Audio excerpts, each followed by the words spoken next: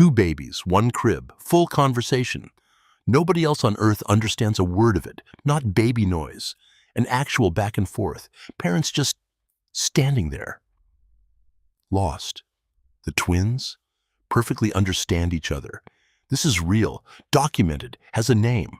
Oh, and there's a scarier version of this too. Feral child cases, twins raised with almost zero language. Those cases show just how far this can go. Full grammar, full vocabulary, built with zero outside help, which tells linguists something wild. Language building might be hardwired, deep in the brain. Give two kids any input at all. They'll build a system, even from almost nothing. That's actually one of the deepest questions in linguistics. Are humans just built to invent language, no matter what? Cryptophasia, Greek for secret speech. Up to half of all young twins do this. So, real language or something else? Tiny scientists got a case file for this one. Okay, real talk first. Most researchers say it's not actually an invented language. It's two toddlers copying each other's mistakes. Every toddler mangles words while learning to talk. Normally, a parent swoops in and fixes it. Twin studies are some of the best evidence we've got. Okay, back to the everyday version though. Most twin secret speech isn't a whole new grammar. It's more like a shared shortcut code. A handful of made-up words, mixed with real ones, plus gestures, facial expressions, tone. A whole shorthand system, just for two people. Which, honestly, a lot of siblings do too. Best friends do it. Long-term couples do it. Twins just start doing it, insanely early, before they even know what language actually is. That timing is what makes it so fascinating to researchers. Twins? Different story. They spend basically all day with each other. So instead of fixing the mistakes, they copy it. Then they both keep using it. For years sometimes. There's a term for this, idioglossia. Cryptophasia is just the twin version of it. But why does this happen so much more with twins? Think about a single kid learning to talk. It's communication before communication is even supposed to work. Twins also tend to develop this weird radar for each other. Not psychic, just insanely well-practiced reading of each other. Thousands of hours of shared context does that to people. Some twins can finish each other's sentences into adulthood. Not telepathy, just really, really good pattern reading. Studies on twin pairs go back over 100 years actually. Twins are basically a goldmine for psychology research. Nature versus nurture. Playing out in real time. Twin language is just one small piece of that giant puzzle. Parents often worry when they hear it for the first time. Totally understandable. It sounds genuinely odd, mostly hearing correct language from adults. Twins hear each other way more than they hear adults. Two broken systems reinforcing each other, instead of one broken system meeting a fixed one. It's just math, honestly. More time together, more shared mistakes. It's even stronger in quieter households. Less language coming in from outside means more room for their system to take over. Fraternal twins do this too, not just identical. But pediatricians see this all the time. It's on almost every twin parenting checklist. The advice is usually simple too. Talk to each twin individually, not just as a pair. Read to them, a lot, out loud. Get them around other kids early. All of it naturally speeds up the shift to normal language. No twin secret language has ever caused lasting harm, by the way. Every documented case eventually resolved into full normal speech. Some cultures actually have their own names for this. Twin talk has been noticed for centuries. Long before science studied it, some old folklore even treated twins as having a special bond. Even triplets have pulled this off. Shared time, not shared genetics. Now, the most famous real case ever recorded, two identical twin girls, San Diego, Grace and Virginia Kennedy. But the world knew them by different names entirely, their own names for each other, in their language. Barely any exposure to normal spoken language early on. Parents working long hours, grandma speaking another language entirely. Turns out the real explanation is simpler, but still special.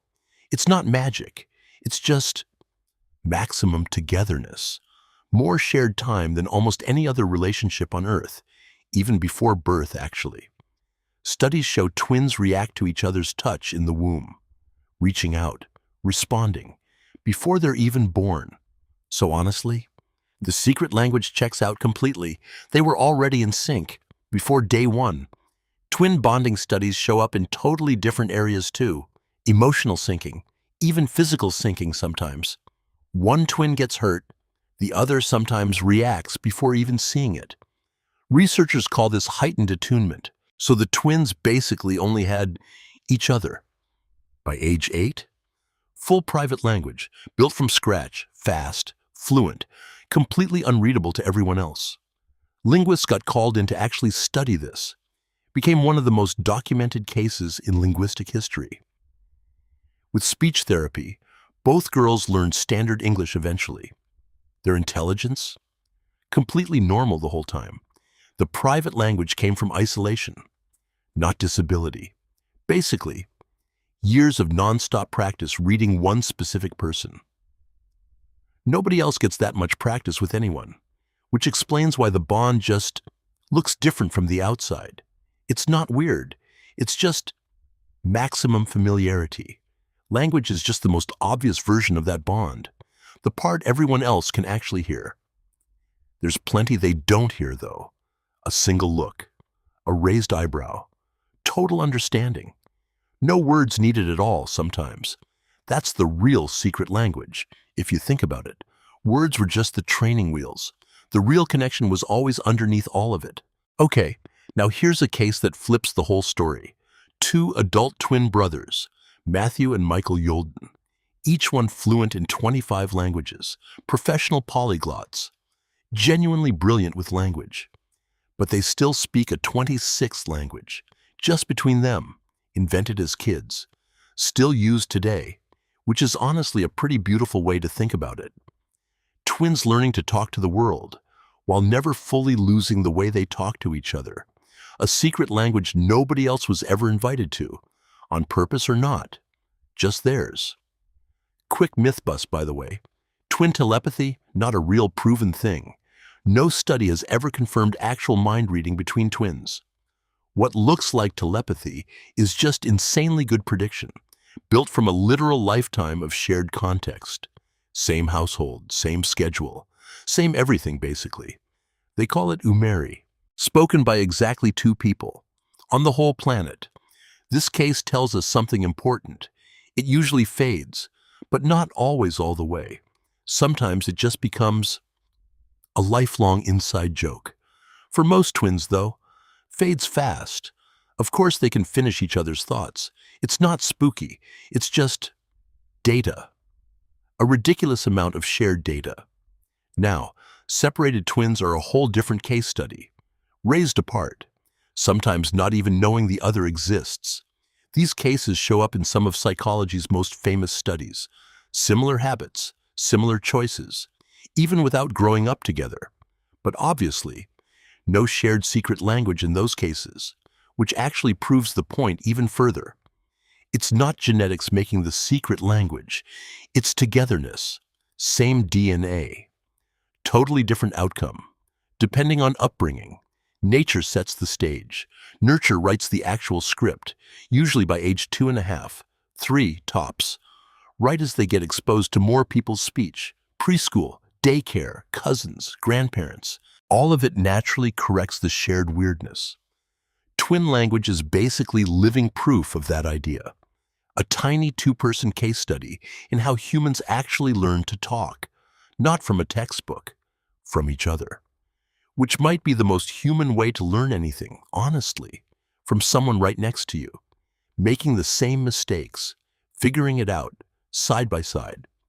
That's basically what childhood is in general. Twins just do it with a built-in best friend from day one. No wonder they build a private world together. It's basically the most natural thing in the world. 2 people, 1 shared beginning, a language born out of pure necessity and pure love, honestly. But here's an interesting wrinkle in the research.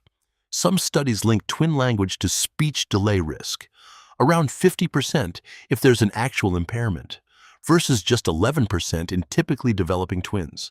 So, not automatically a genius sign. Sometimes it's just normal twin stuff, sometimes worth a quick chat with a speech therapist. Either way, not something to panic about. Okay, let's put it all together. Twins spend a ton of time with just each other. Their unfinished speech systems reinforce each other. A tiny temporary language only they understand. Fades for most by age 3, replaced by the language everyone else speaks. But for a rare few, like the Youlden brothers, it never fully goes away. A tiny piece of childhood kept alive, on purpose, not magic, not telepathy, just two people who learn to talk, together. So next time you see twins babbling nonsense at each other, don't worry, it's not nonsense to them. It's the very first language they ever built, together, from absolutely nothing. And that's kind of incredible. Even if the rest of us never get to understand a single word,